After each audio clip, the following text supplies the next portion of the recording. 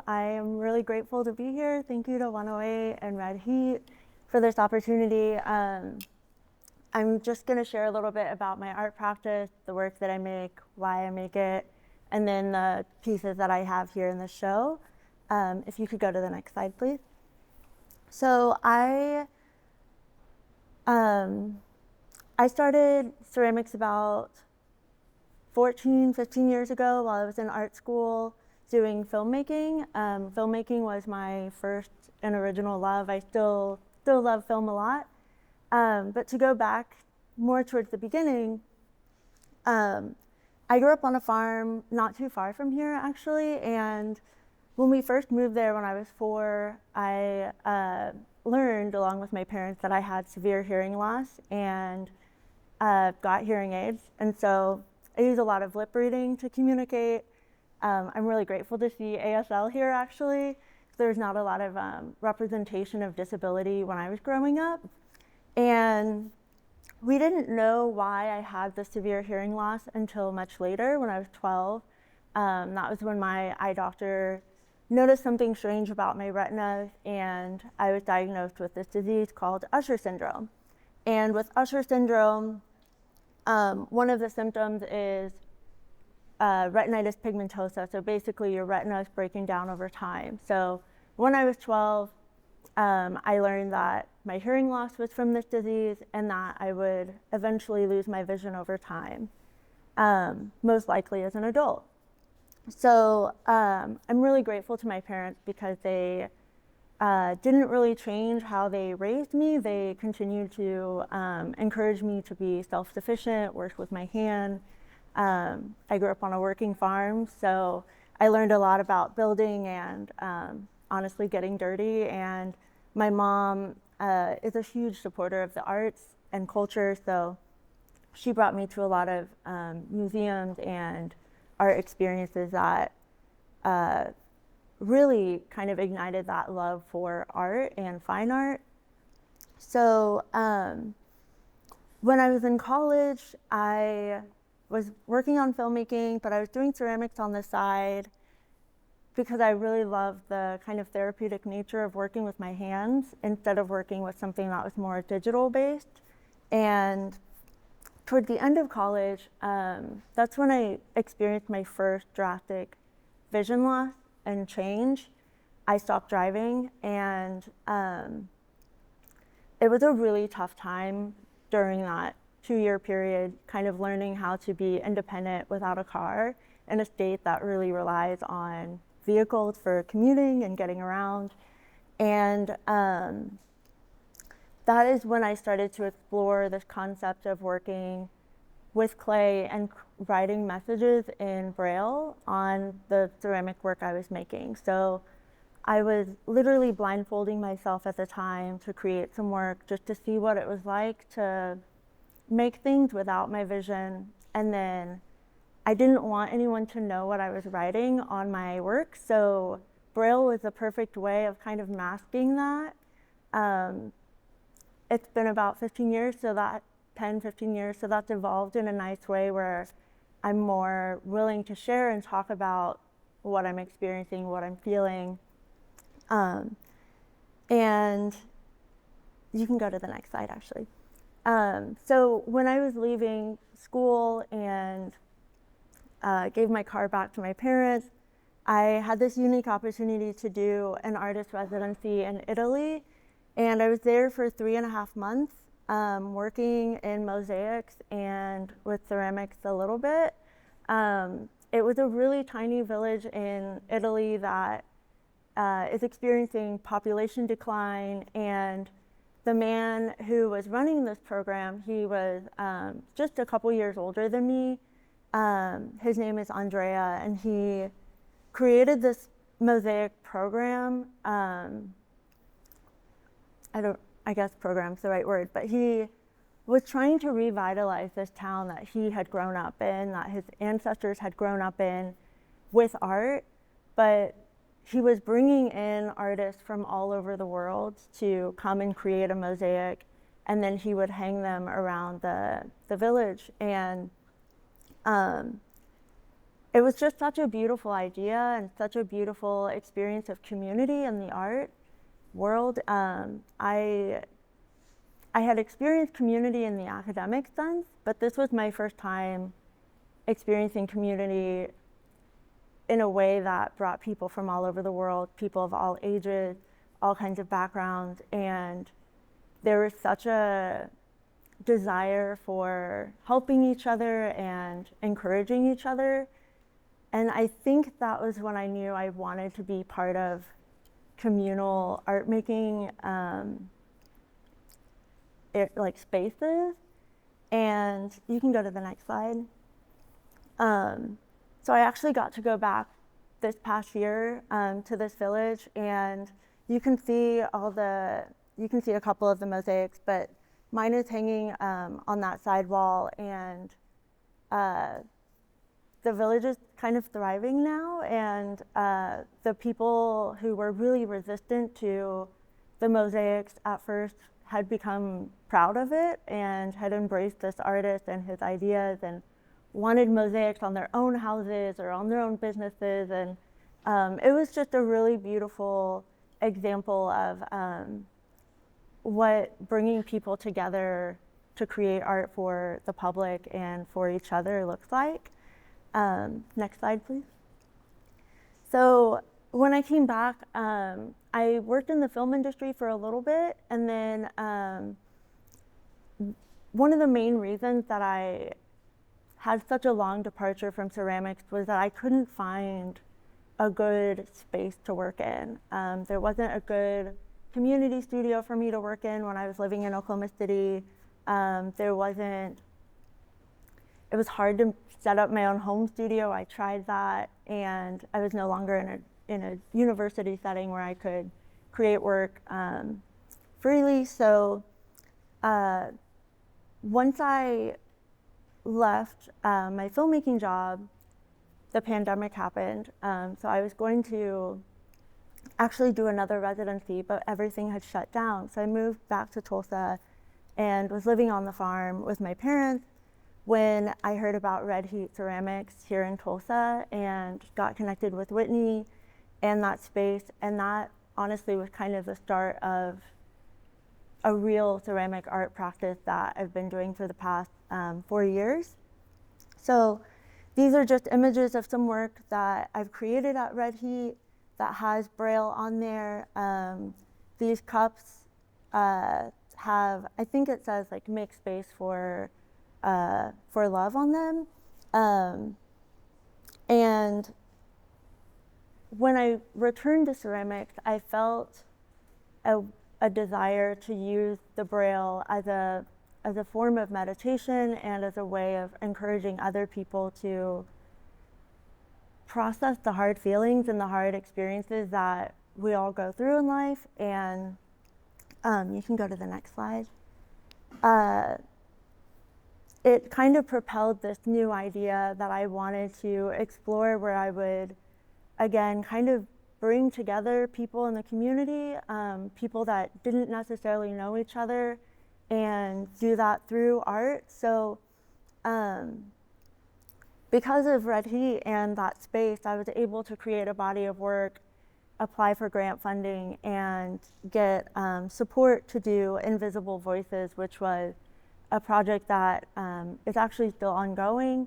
It's a collection of work that I've created. I had several writers, or I guess several people, contribute writings about their own experiences of feeling invisible, feeling overlooked, feeling silenced or forgotten. So I had contributions from people who are living with HIV, people who had been formerly incarcerated, people who are immigrants or children of immigrants. And you can go to the next slide, please.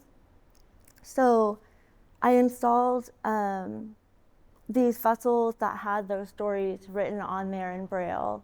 And then there's a printout of the writing next to the piece so that people could actually read and experience these stories and kind of enter space with these strangers. And you can see my first Braille wall installation. You know, it was just a straight line all around the gallery, and that was a new exploration for me, where I wanted to take the Braille and kind of blow it up and put it on the walls and make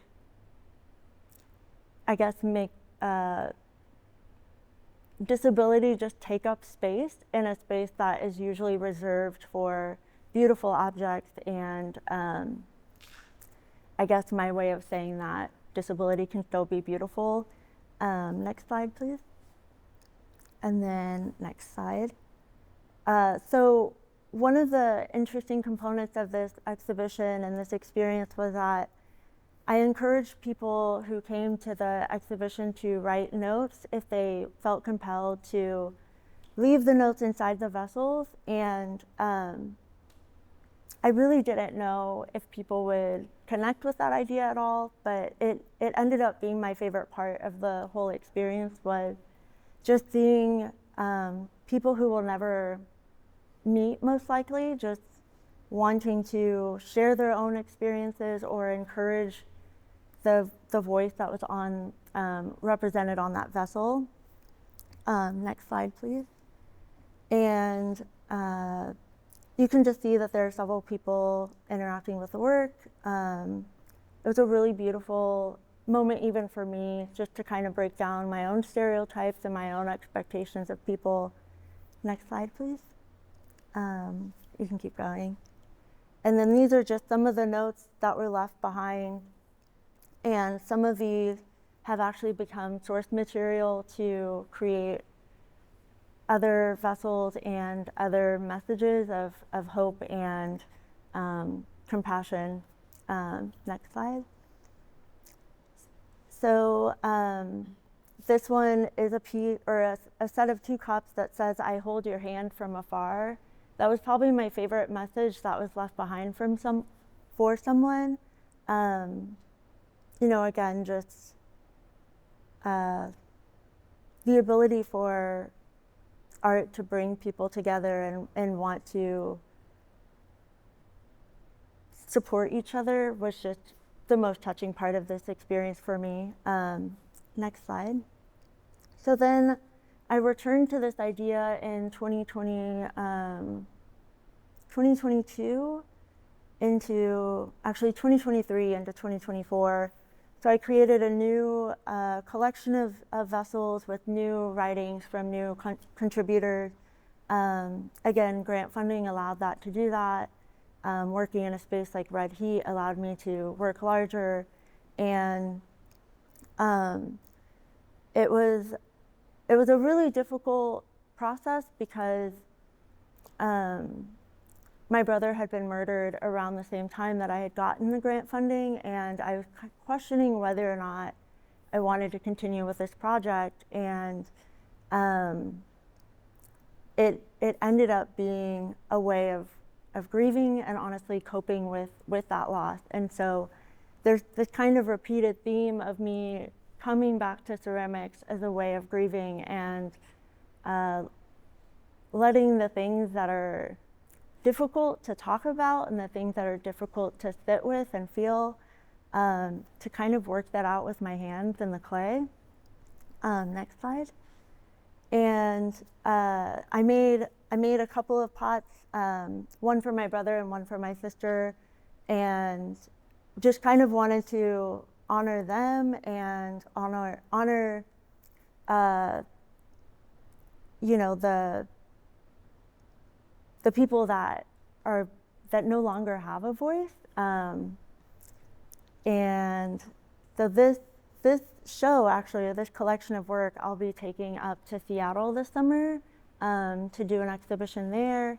So I'm really excited to be able to continue to share this work. Next slide, please. And then here you can see another wall installation of Braille. Again, it's in the kind of expected format, left to right, straight lines across. Next slide.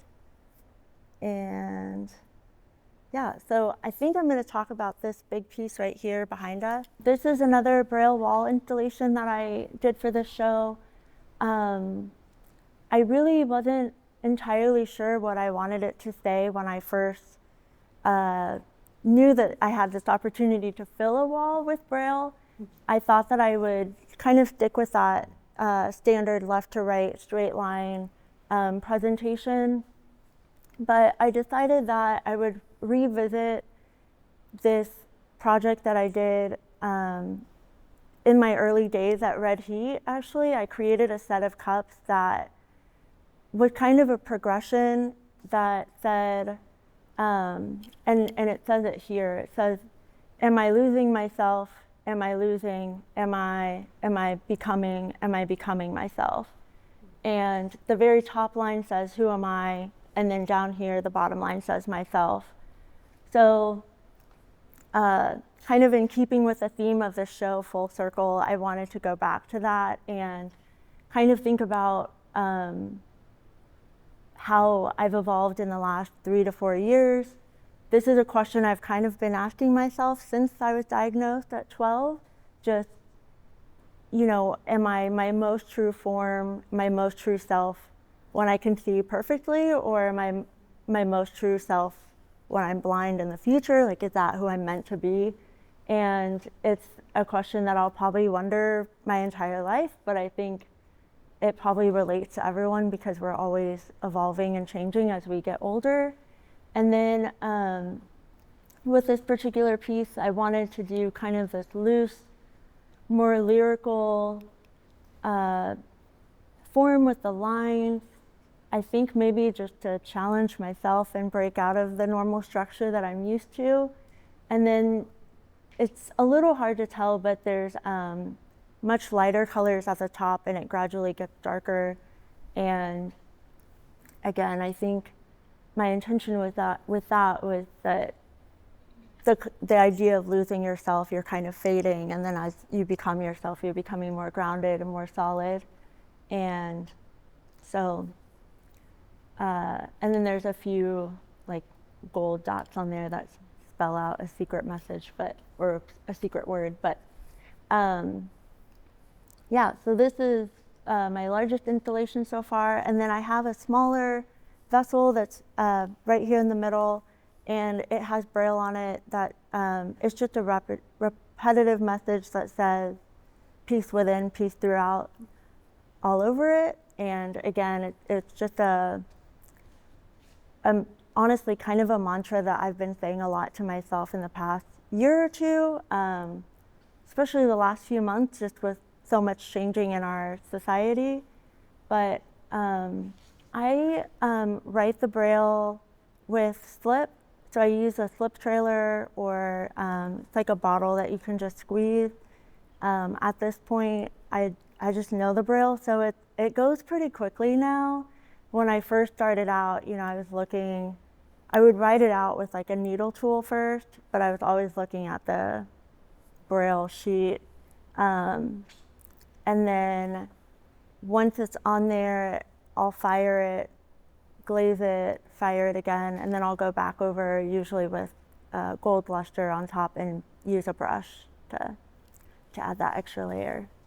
I'm just really grateful to be able to do this work. I'm really grateful to be able to incorporate Braille and talk about disability in a way that wasn't talked about when I was growing up. And I will continue to do that work for as long as I can. But thank you to 108 and to Red Heat for these opportunities and to be able to share about our work and to be in this beautiful space.